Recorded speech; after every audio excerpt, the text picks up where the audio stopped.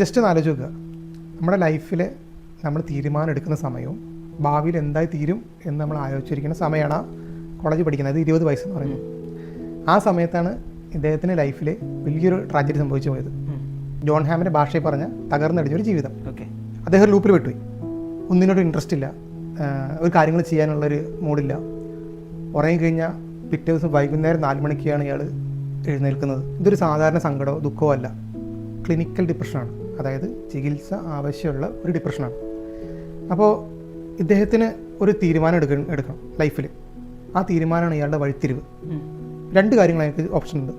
ഒന്ന് ഈ ലൂപ്പിൽ പെട്ടിട്ട് അങ്ങനെ ജീവിക്കുക, അല്ലെങ്കിൽ ധൈര്യമായിട്ടുള്ള തീരുമാനം എന്ന് വെച്ച് കഴിഞ്ഞാൽ സഹായം തേടുക എന്നുള്ളതാണ്. അതായത് മിക്ക ആൾക്കാരും, അതായത് നമ്മളെ പുരുഷന്മാർ ഈ ഒരാളുടെയും സഹായം തേടുക എന്ന് പറയുമ്പോൾ അതൊരു നാണക്കേട് അല്ലെങ്കിൽ ഒരു പേടി, അതായത് ഞാൻ എന്തോ ചെറുതായി പോയിരുന്ന ഒരു പേടി തോന്നുന്ന.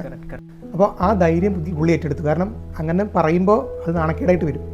ആ സമയത്ത് പുള്ളി ബ്രേവായിട്ട് ഡിസിഷൻ എടുക്കുകയാണ്, എനിക്ക് സഹായം വേണം.